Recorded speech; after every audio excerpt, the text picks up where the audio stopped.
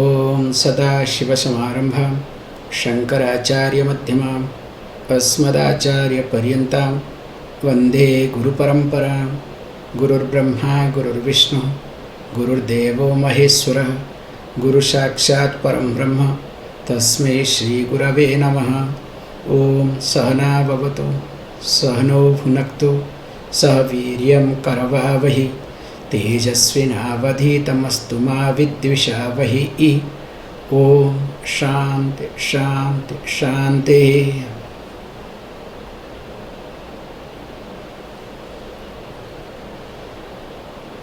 As we have been discussing this text, Shiva Samhita, that too we are in the first chapter called Laya Yoga. It was very clear that it is our karma phala, the karma that we had done in our previous lives. So that has brought this body and our parentage, our childhood and everything, in short.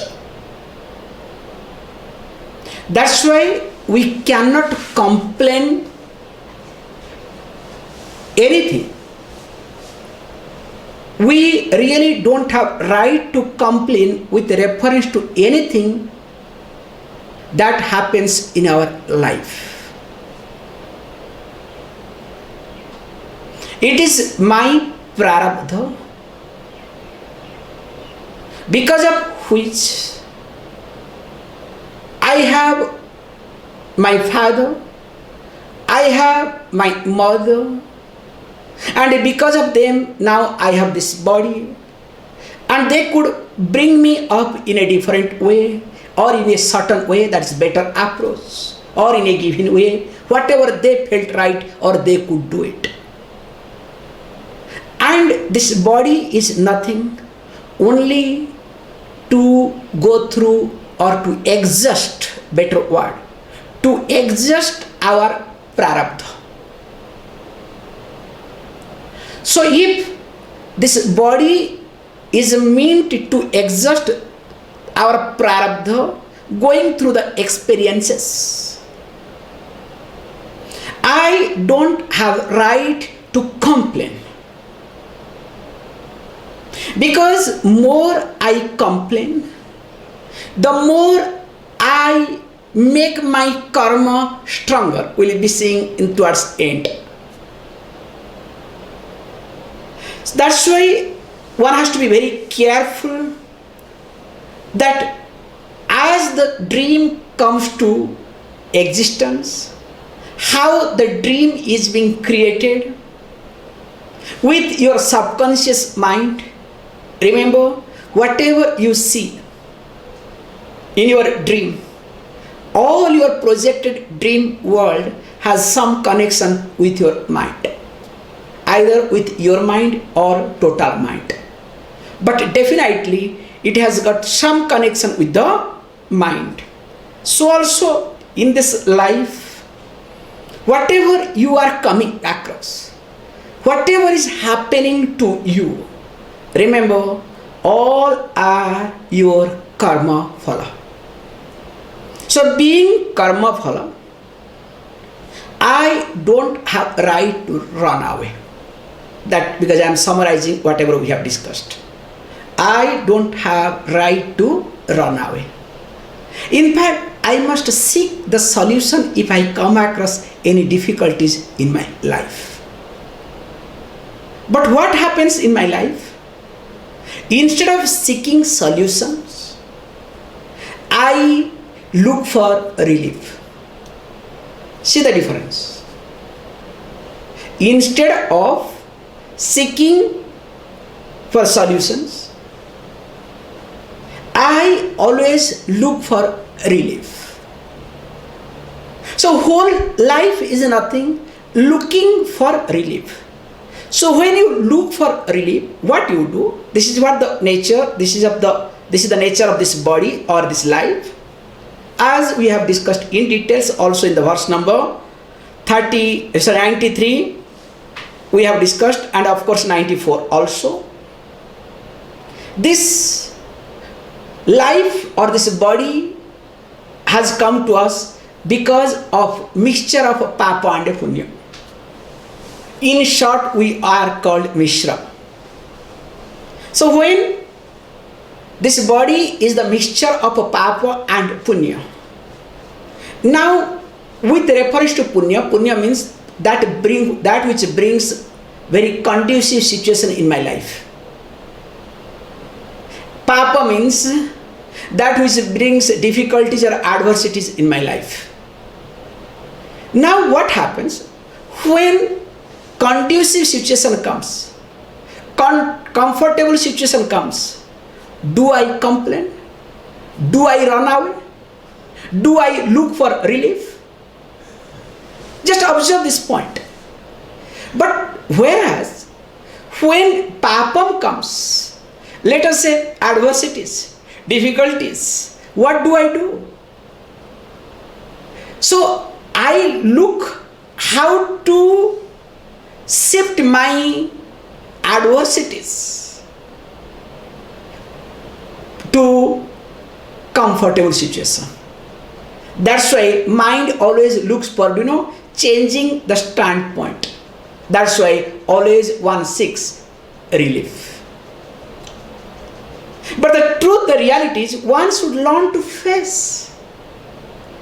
Because the adversities that I have got, please understand, will never go away.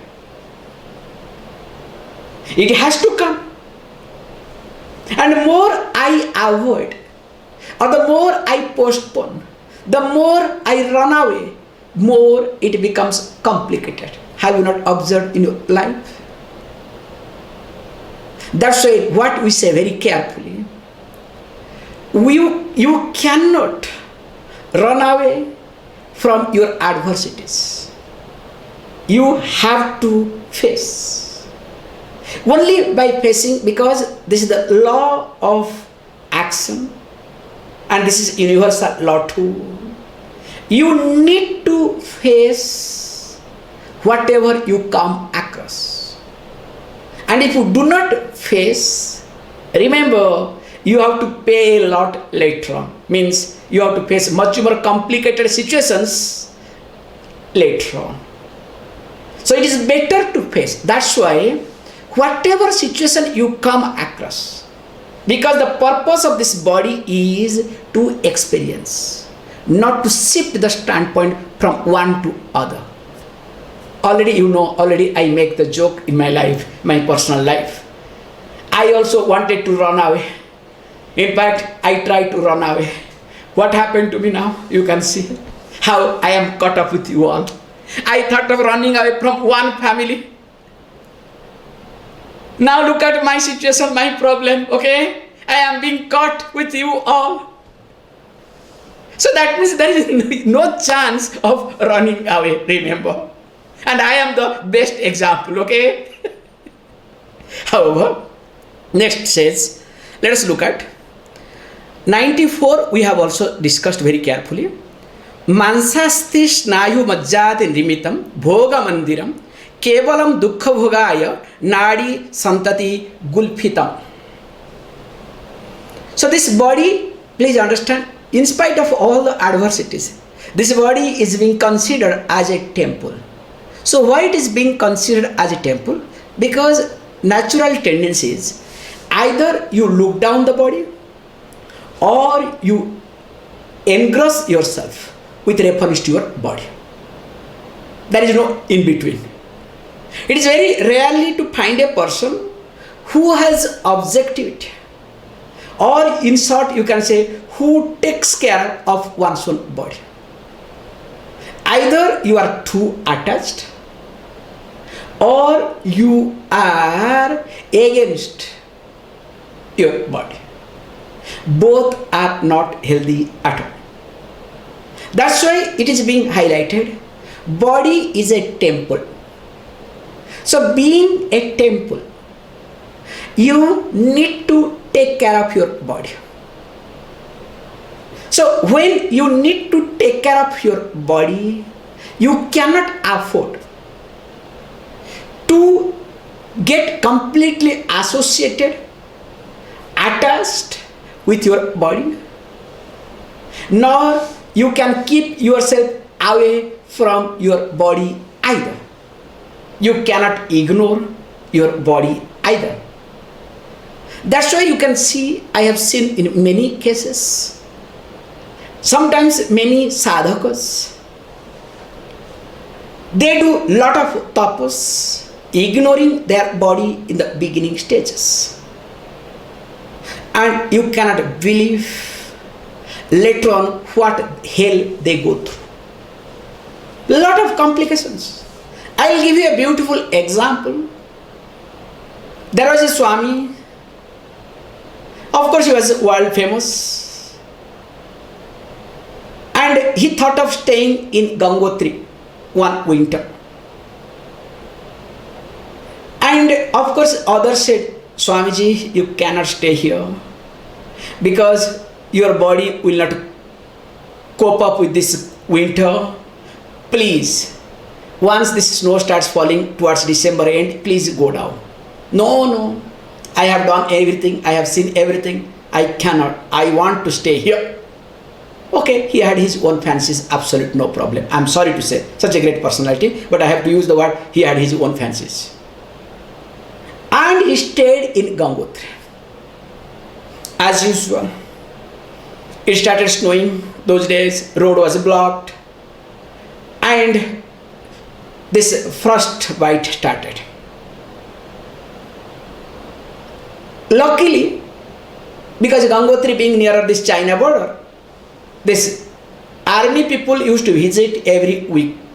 Weekly once minimum they go to see what is happening and all these things. And some information reached to them. When they reached that near temple, landed there with helicopter, someone Swami is not well, is sick. Then they went to see him and they said, look, come with us. This Swamiji pleaded, because being a very famous Swami, pleaded, no, I have decided to stay here. No, your leg is not okay, things will be complicated. No. Okay, they left him. Then next week, again, army people, they give some time, after that they don't care. Next time when they saw things in 7 days, it has become complicated. Even if he did not want, forcefully they lifted him and brought him to the army camp, and of course his toes were being cut. There was no other alternative. This is one live example I am trying to give here. There are many complications people have gone through, because each body has got its own limitations. In the name of spirituality, nobody can afford to destroy one's own body. You need to take care of it. In fact, body is given to you. You are not the owner of this body. This is the purpose of the whole teaching. That's why he says beautifully that being Bhoga Mandiram, where you experience, you get a chance, with the help of this body, you get a chance to experience both pain and pleasure. And of course, this body is made up of flesh, bone, nerves, marrow, blood, and nadi. We have already discussed this point. That's why, please understand, but one should remember little differently. This is the small note has been given.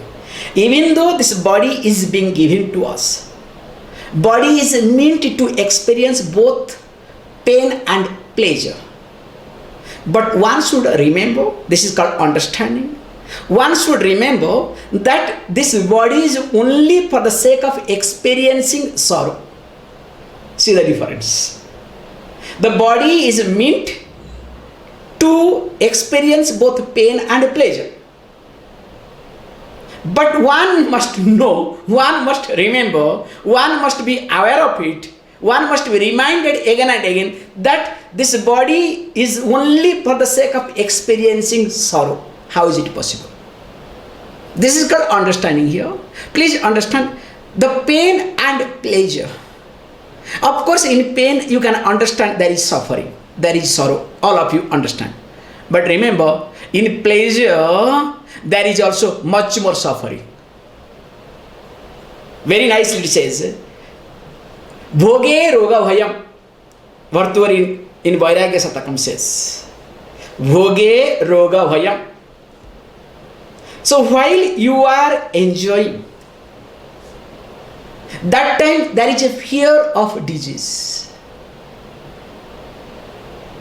And if there is no fear of disease, at least there is a fear that it will come to an end. The best example is when a child starts eating chocolate or ice cream. When a child is enjoying ice cream or chocolate, because I love to watch this scenario.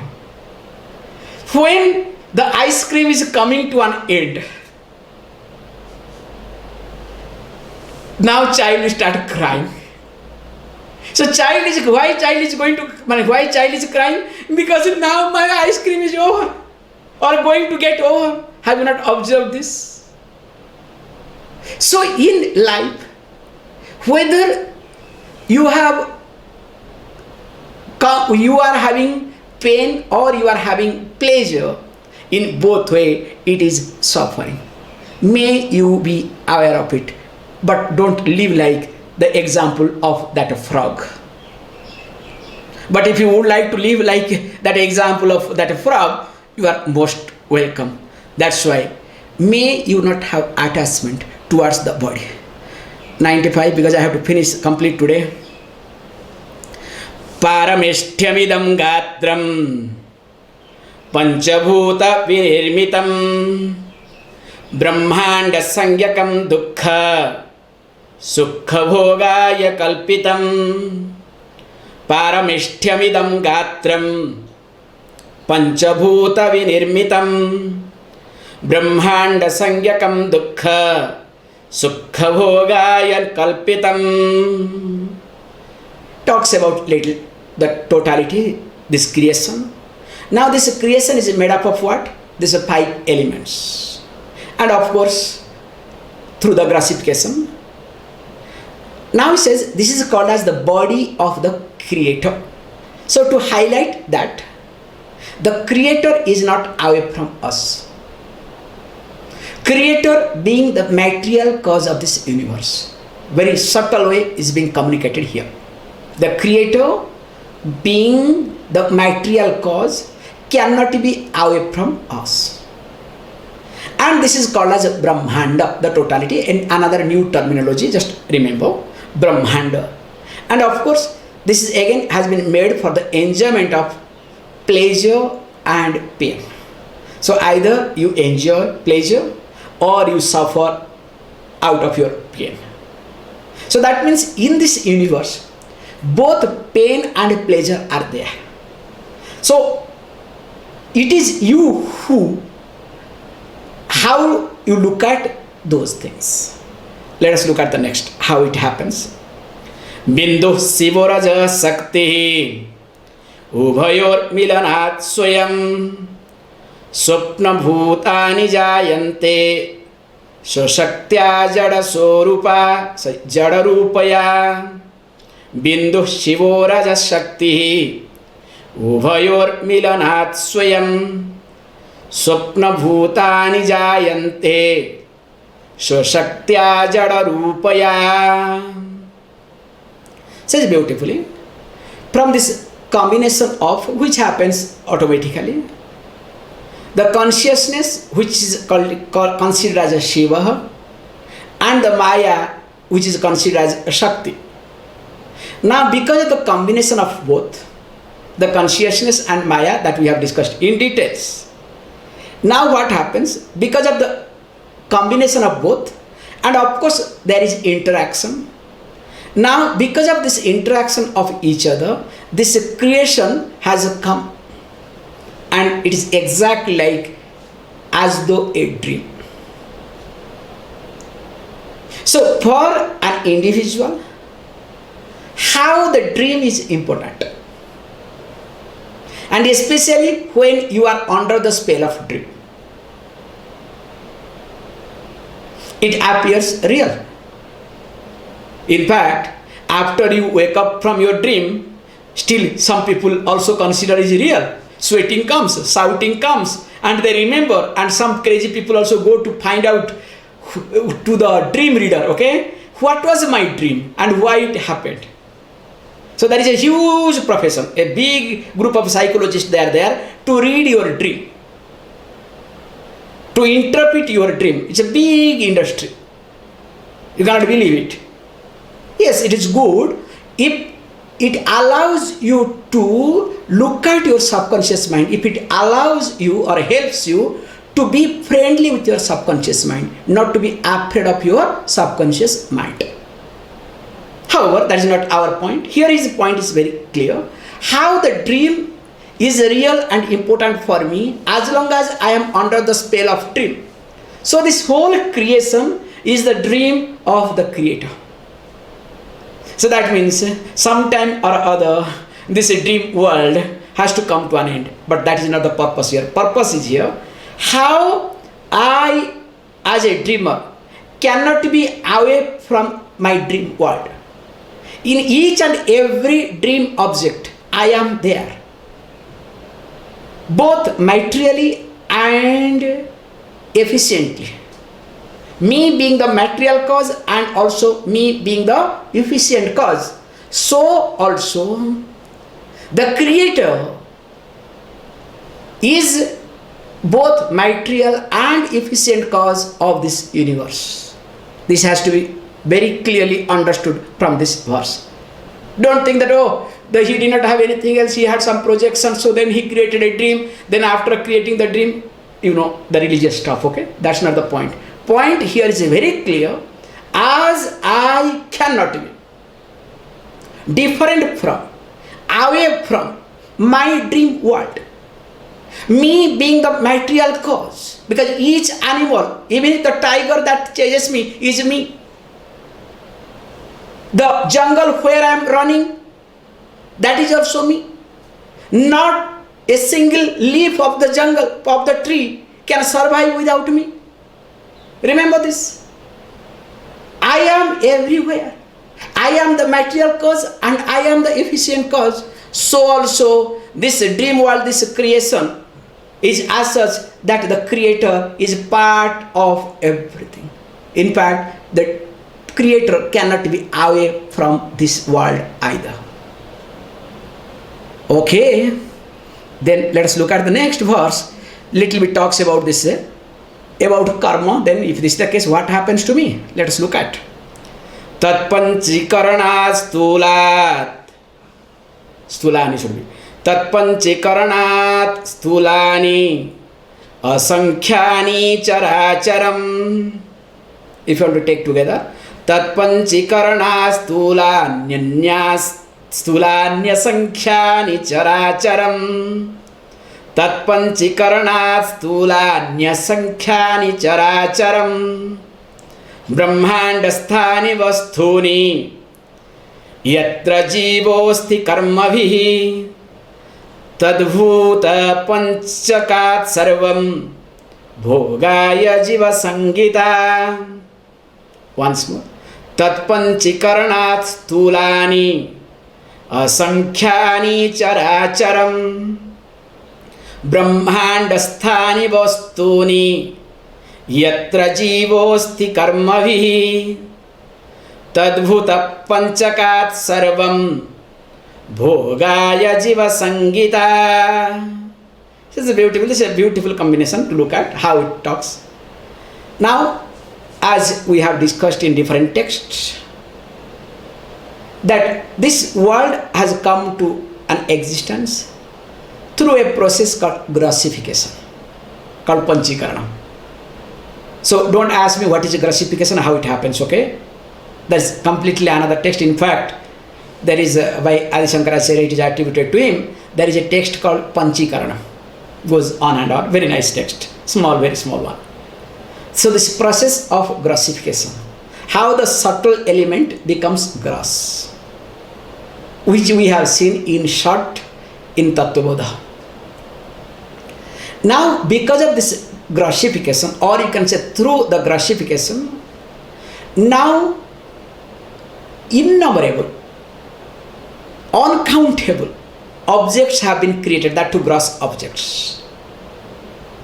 And of course, all are created from the 5 subtle elements.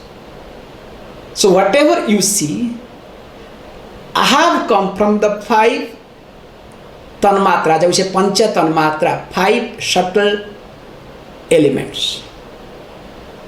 And of course, beautifully says, but when this consciousness, this is the most important aspect, yatra jivosti karmabhihi. Now, when this consciousness is confined in this grossified element, and of course because of the karma that the person has done in previous lives, now that time the consciousness is being called as jiva, individual. So we have jivatma, sometimes in they use the word jivatma, paramatma. So atma means consciousness. The consciousness being identified with a given body and mind. And when the body goes away, please understand, suppose the person dies, so that jivatma becomes pretatma. So preta means, please understand, especially after death of a person, we have lot of rituals.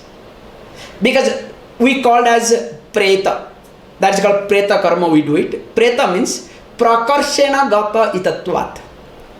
The one who has been forced to leave the body, not that the person was willing to leave the body. So that's why by default, every death we look at as a preta karma. Except for sadhus, we give them benefit of doubt because of sannyasa. Other than sadhus, other than sannyasis, by default, anybody dies, we look at that it is a preta, and we do lot of these rituals related to that. So now, new terminology, because tomorrow you may come across this terminology and you don't get confused, okay?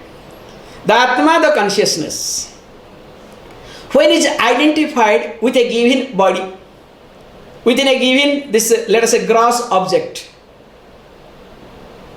and of course, because of its own karma, because why you are being born in this family, not other family? Why you are tall or small? Why you are a man or woman? Why you are black or white? Please understand, for everything there is a reason. It is your karma who has decided. So that's why you don't have any other choice. And that's why when you are confined, most important aspect, when you are confined in any gross produced object, so it can be, you means here the consciousness, so it can be this physical body,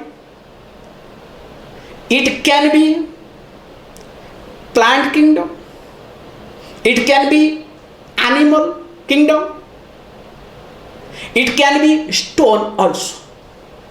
Please understand, stone have lives that we have discussed in details. Now presently we are talking a lot, geologists are talking, confirming slowly, as we have told this point very carefully. This Himalaya is considered as alive. So we call, according to our, let us say, Hinduism, that this is called range of Himalayas, and Himaraja, the king of this mountain, also lives here, means it's alive person. So people used to laugh, what is this? How can this mountain be alive? Is it possible? Now, you know, just a few years back, geologists have confirmed only Himalayan range is alive in this world. That's why every year Himalayan range keeps growing. Already they have confirmed. Okay, let me not get into all these methods, because what happened is there is no time to it to discuss. But point is here is in Purana, beautifully it has said, Ahalya, the wife of Rishi of Gautam, was given curse. Let us not get into that. And he was made, she was made as a stone, and she lie down as a stone. And again she recovered, or she came out because of Rama from stone, and she got back her life. That is a beautiful incident, because Ramayana, please remember, we look at as an history. We don't look at as an epic either. So like that, what I am trying to say is, just I am giving the link, that when the consciousness is confined to a gross object, that gross object, that inert object, jada, vastu, can be anything, starting with this body. That time, that consciousness is called Jivatma. And interestingly, once this Jivatma is confined, or once this consciousness is confined to a gross body called a Jivatma, now considers itself that I am the enjoyer. I want to enjoy everything that is available in this universe. That bhoktrutva swabhavam, the nature of enjoyment, that let me enjoy, is so strong in the person. That's why the person or the consciousness is not able to free one's own self. So that means deep within, that attachment towards enjoyment is so strong. That's why the person is, let us say, caught up with this karma theory. How? Let us look at the next verse. Beautifully talks this point. Purva karmanurodhena karomi ghatanamaham ajada sarvabhutan vai jadastityam bhunaktitan. Purva karmanurodhena karomi ghatanamaham ajada sarvabhutan vai jadastitya bhunaktitan. Says beautifully. Now here God says aham karomi iti. So it says I, the Ishvara, present the situation. This is my job. I present the situation. How? Purva karmanurodhena, in confirm it with the result of the past karma of the jiva. So whoever, whatever has done, let us say whatever I have done in this life, so in keeping with my activities, it cannot be here and there. So keeping with all my activities, all my karma and karma phala put together, big calculation. Now what happens? Now the Ishvara job is the universal law, if you want to say, or you can say that consciousness with Maya, we have discussed everything in details. Job is what? To present all situations to enjoy the result of karma. Why to enjoy the result of karma? Because the tendency of the jiva is to enjoy nothing else. So because the tendency of the jiva is to enjoy, the universal law has to cooperate with it.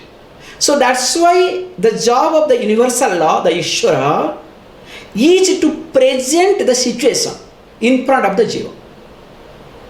So what does the jiva do or does, that is a different thing altogether. That is not the point here. So that means whatever you are coming across, or whatever you have with you, it is your previous karma phala. So that means even if God wants to give you something, cannot give you. Remember this. If God has to give something, that's why very beautifully somebody said, because one person was praying a lot, oh God, please make me rich, please make me rich, please make me rich. And did all sort of tapas, all sort of, japam, this, that. Finally, God said, yes, I am ready to help you. At least buy a lottery ticket. So if you can buy a lottery ticket, I can do something, I can give you a use. If you don't buy a lottery ticket, how can I give you wealth? Do you understand? So that means God has to do based on what you have done. If you have not done anything, how can God give you? So also here, beautifully says, now, but interestingly, this is the most important thing. This is called the Ishwara concept brings after talking Jiva. So when Jiva is confined, please understand, the Jiva, the individuality, when it is confined in a gross object and always wants to enjoy, that is the tendency. That time the Ishwara not only present the situation for the Jiva to enjoy the result of the karma, also being conscious, ajadaha, not part of it, means even if with the Maya, still free from Maya, being conscious or being consciousness, both a being conscious of it or being consciousness. Now the Ishvara is different from everything that is being created. That's why being different, that's why what happens again, sometimes becomes part of it, becomes part of the object in order to destroy also. So that means the Ishvara is different, can stand different. At the same time can be part of it in order to destroy. That's why we say Ishvara is universal law. So being universal law, please understand, Ishvara has to stick to the law. There is no choice at all. Let us look at the next verse. Jadat sokarma vir baddha जीवाख्यो विविधो भवेत् भोगाय उत्पद्यते कर्म ब्रह्मांडाख्ये पुनः पुनः जडात् स्वकर्मभिर्बद्धः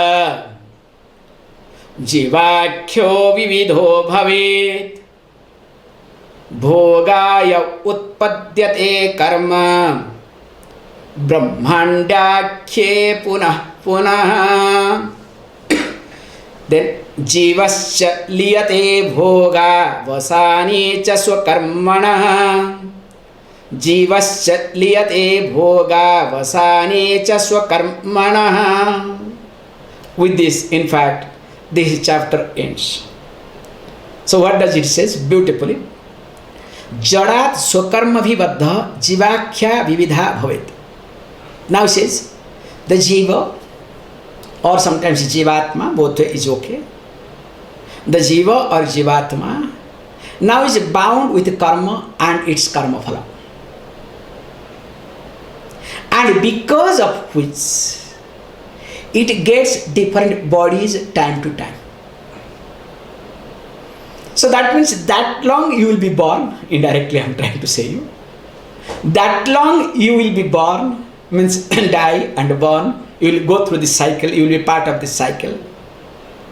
As long as there is a sense of enjoyment, as long as the enjoyer in me is alive, remember this is truth, as long as the enjoyer in me is alive, that long I will take birth. Nobody can help me. Even if God comes down to help me out, I am sorry. Because the sense of enjoyment which binds me, which confines me to a given aspect, and that actually keep continuing, that actually makes the individual to take birth again and again. That's why, and why it wants to take birth again and again? In order to enjoy the karma phala. That's why there is a group of people, they pray the Lord. Oh Lord, bless me, I will be born again and again, so that I can dance, I can sing your song, and I will be part of you all the time. What a philosophy. And they are crazy, you cannot talk to them. They are the most fanatic people in the world, remember. Huge group. And whole Advaita philosophy is based on that. And of course, with modern approach, don't worry. Because some new modern people come and they join it, they make it much more fantastic because with different ways, okay? There is a traditional approach, or you can say orthodox approach, traditional approach, orthodox approach, modern approach. And huge group. So, oh Lord, they pray. I have heard many times. Don't worry, I was part of it, okay? In my childhood. That's why I can tell better. So pray, oh Lord, bless me so that I will be born again and again to glorify you as the God wants to be glorified in the morning every day. Poor God has forgotten himself. So God needs you to glorify. How stupid God must be. Like politicians, okay? Some fellows will be hang around with him. Sir, you are great. Sir, you are great. Sir, you are great. So God really looks for this sort of people. Anyway, but somehow they live their life. Let us not disturb. At least they are doing their job. They have some faith and they are continuing. Really to be respected. Imagine if they don't do this thing, what a disaster they will bring for others, you do not know. So better, let them continue the way they have. I am telling you openly. If you are their relations, if you are part of that, I have seen, I have gone through. Disaster. If they don't do that, it's a big mess. I'll tell you one small joke so that it becomes easier and comfortable.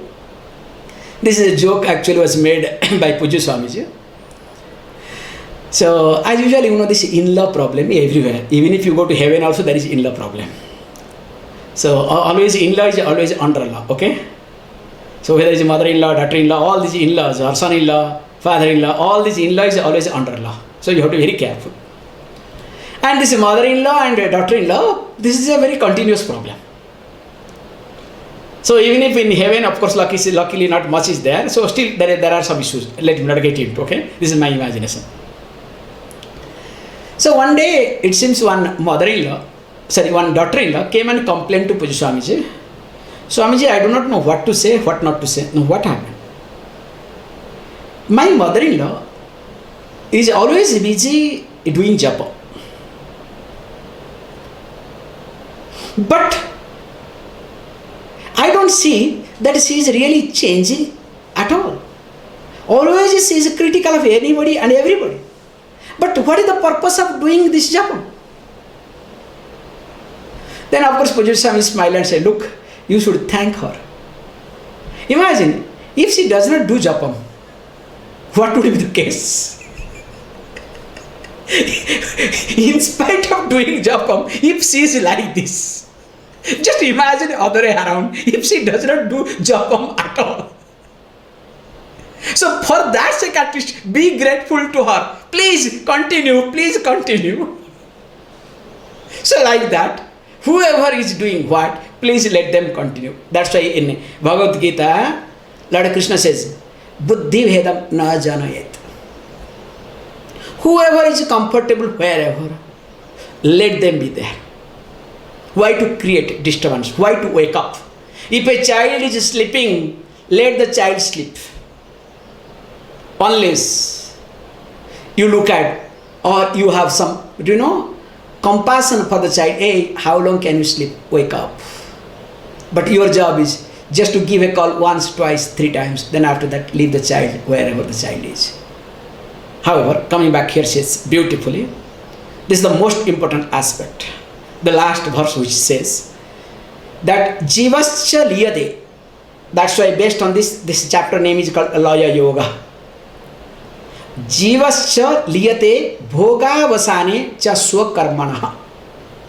The Jiva, don't ask me what is Jiva, okay?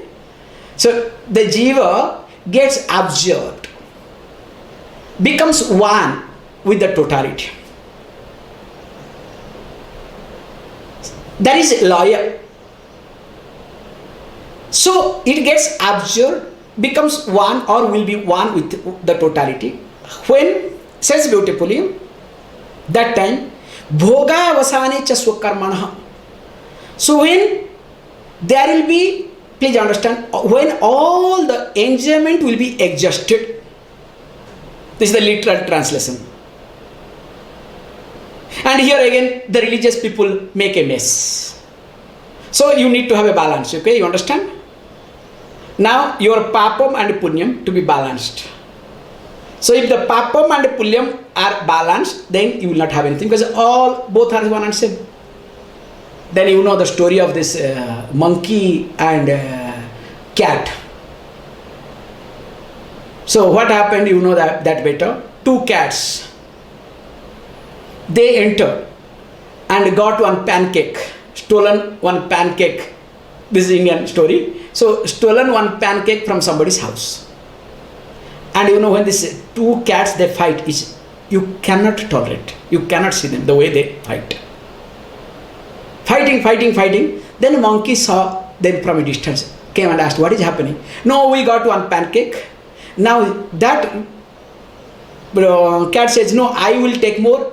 No, I should take more. Then monkey said, no, both of you should take 50-50. So then agreed. So who should make 50-50?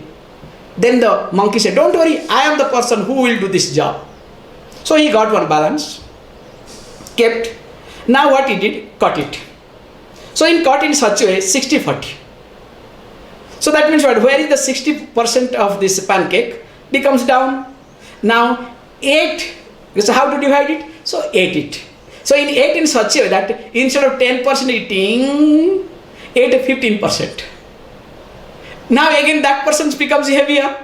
Again that person started eating. So the monkey keeps eating. Finally ate the whole pancake. I know you all smiled, you all laughed. I'll tell you, all religious approach is exactly like that. Ridiculous. You have to balance. So you have done papa, you have to do charity. You have to do seva. You have to do this. You have to do that. That is how the ashrams runs. That is how the church runs. That is how the mosque runs. That is how all religious institution runs. I'm sorry to say. How many innocent seekers are destroyed? Have you ever thought of? All over the world. It's like, some monkeys are sitting trying to help you to give or to balance your papa and punya. Remember, papam and punyam cannot be balanced and need not be balanced. It's a waste of time and waste of life. So you cannot exist, because remember, that is what they don't understand, neither they talk. Because we say you have innumerable number of lives. And of course in each life, how much karma you have done, you do not know. And those who believe in only one life, how much karma you have done, you do not know. How many papas and punyam, you do not know. How can you balance? It is impossible to balance, remember. So that means you cannot exhaust all your vasanas.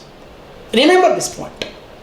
You cannot exhaust all enjoyments in your life. It is impossible. That's why very carefully you have to understand that there will be no desire to enjoy the result of action, means the enjoyer has to be resolved. As long as the enjoyer in you is active, is predominant, is strong, that long this balancing act will continue. You will keep taking birth, you will go through all these things. Once the sense of enjoyership, that I am no more an enjoyer, once that is resolved in me, let the papam punyam continue, which we have seen in Tattva in details. The good prarabdha will go to the person who does good to the body. The bad prarabdha will go to that person who does bad to this body. You are not affected. You are not owning of anything in your life, including this body. That means what? You are no more an enjoyer. So deep within, when you are not an enjoyer, that's why every moment one need to look at one's own self. Because as long as the sense of enjoyment is strong in me, I will do all sort of manipulation. I will do all sort of calculations. I will do everything in my life. Please understand. And whether the calculation or manipulation is right or wrong, let us not ask. Healthy or unhealthy, let us not ask. That is how common people live. So the whole process of teaching is resolving the sense of enjoyership in you. That I am not an enjoyer. Let the enjoyment come. Let the sense object come. But I am not an enjoyer, which I have already shared this story, Dhruva story, which is very much applicable here, just to remind you all, as you know very well. So a group of Swamijis or Sadhakas, those who have been doing tapas for years together, they had complained about Dhruva, a young boy who could got enlightened. And they said, how is it possible a young boy can get enlightened? That means something is really wrong with Lord Vishnu. Then one of the persons said, yeah, after all, it is a gene. Because Dhruva happens to be in the lineage, in the family of Vishnu. Some 5th generation comes. So that's why, because he belongs to his family, that's why Vishnu gave this boon. Okay, you are enlightened, even if small boy. We have been doing meditation for so many years, but nothing is happening. And of course, one of the senior most sadhu said, no, not like that, but no problem. Let us go for a long drive, means long boating. As they were going for long boating, this is a story, please don't take it so seriously, because this is the aspect, the communicating, the main point behind it. As they were going for a long boating, generally they go for small distance. From a long distance they saw a small island. And even though others wanted to come back, no, let us go, then went. And they saw there were many ant hills. And all these sadhakas asked to the senior most sadhaka, who are this ant? It looks like somebody sitting. Something is like some samadhi. That time, the senior most sadhu said, yes, I do not know. That time one of the senior sadhu also said this thing. That's why I thought of communicating to you people. Know what? All this ant hill represents one life of Dhruva. You can see that how many ants hill. So that every life, Dhruva was doing tapas and again was born, again doing tapas. And the fresh one, what you see, just looks very fresh. That one is his last life. Then what happened? Actually, in his last life, when he was like, let us say, he was able to manage that sense of enjoyership. That time, one king and with his group passed by through this river. And when Dhruva was, the previous life of Dhruva was meditating, one thought came to him, how it would be to become a king. So this thought came to his mind. Because the way king moves, nothing like to become a king. So because the desire of being a king came to his mind towards his end, and of course he left his body, then because of this karma, he was born in a royal family and he was a prince, but within a few years, he understood there is nothing great about being a king. And he left. And again he continued, and of course he was being given freedom. Such a beautiful concept is being communicated through this story. What I am trying to say is, this is what I have observed in many cases, dying people cases. Whatever thought is predominant in you. So that means during death time or towards death, whatever thought is predominant in you, based on that you will take birth. This is the truth, this is the reality.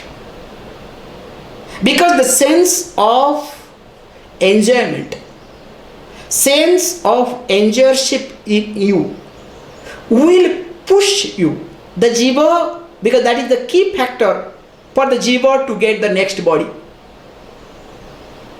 And of course, there are many, they hang in between, they don't get the body at all because they are in a confusion state. It's amazing thing to observe in life, especially when you spend time with the dying people. That's why with this, the first chapter comes to an end. And this chapter is called Laya Yoga, where the individual is no more an individual. So that means the destruction, absorption of the individual happens in the first chapter. And based on that, this chapter name is called Laya Yoga. Iti Sri Shiva Samhitayam Hara Gauri Samvade Laya Prakarana Nama Prathamodhyaya Samaptaha. Samapaha it is there. Samaptaha. So it says beautifully, thus in this Shiva Samhita, in the dialogue between Lord Shiva and Gauri, Mother Gauri, now in the methodology of teaching named called Laya, the first chapter comes to an end. I think we have done a great job. Please close your eyes.